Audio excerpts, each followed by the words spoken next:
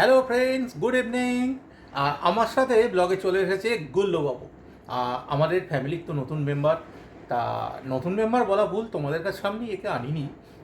যাই হোক, একটু আসার মতো হওয়াতে তারপর এনেছি। আজকে তো সারাদিন প্রচণ্ড ব্যস্ততায় কেটেছে। সোমবার, সপ্তাহের প্রথম দিন। দেখো গুল্লবাবু কীরকম ছটফট করছে, ছটফট ছটফট করছে। আর যাই হোক, আর তার সঙ্গে প্রচণ্ড গরম। বিভিন্ন জায়গায় ঝড় বৃষ্টি হচ্ছে সেটা শুনতে পাচ্ছি, কিন্তু আমাদের এখানে সেরকম কোনো সম্ভাবনাই নেই। আমাকে দেখেই বুঝতে পারছো কিছুটা বিধ্বস্ত হয়ে আছি। সব সময় তো আর একদম ওয়েল গ্রুমড হয়ে ব্লগে আসা সবার পক্ষে সম্ভব নয়। ব্যাপারটা আর্টিফিশিয়াল হয়ে যায়। তা আমরা যেরকম মানুষ সেভাবেই ব্লগে আসছি। হয়তো তোমাদের অনেকের ভালো লাগবে না, তাও বাস্তবতাটাই স্বীকার করে নেওয়া ভালো।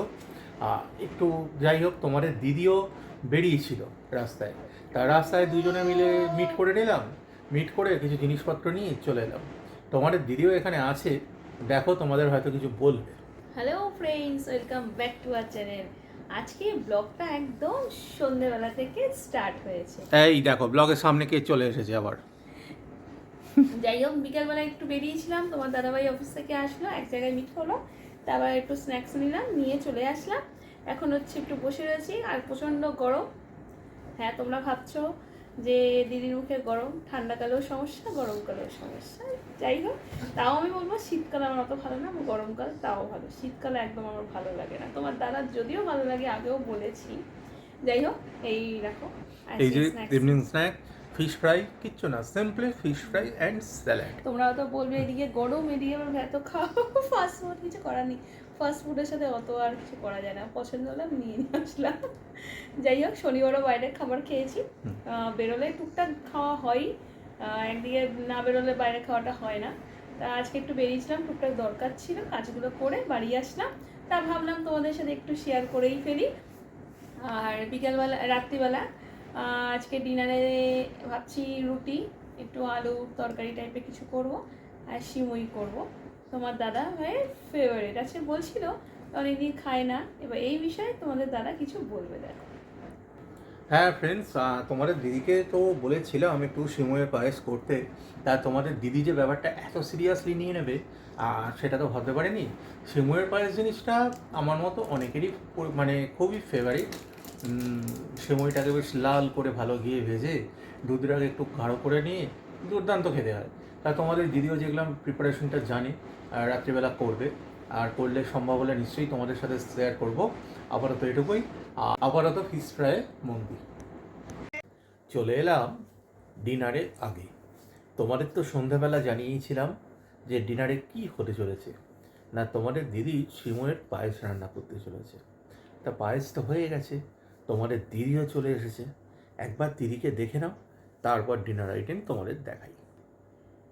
একদম ডিনার রেডি করে চলে এসেছি তোমাদের সামনে। ভেবেছিলাম রান্নাঘরে ব্লগ করব, কিন্তু যা গরম, কতক্ষণে করবো আর কতক্ষণে বেরিয়ে চলে আসবো রান্নাঘর থেকে, ওই জন্য আর করিনি।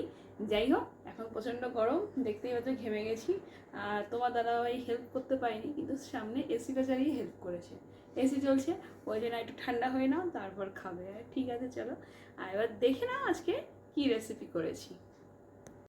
আজকের ডিনারে রুটি, খুব সামান্য করে আলুর দম, তার সাথে আলুর তরকারি, আর স্পেশাল আইটেম হচ্ছে এই সিমুয়ের পায়েস।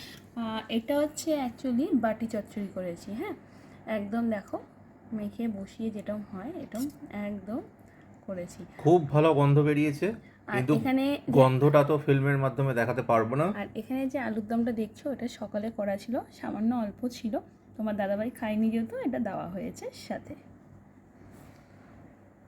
তাহলে বন্ধুরা, ডিনার করে নিই। তোমাদেরও যাদের যাদের ডিনার হয়নি, ডিনার করে নাও, তারপর আসছি ব্লগে।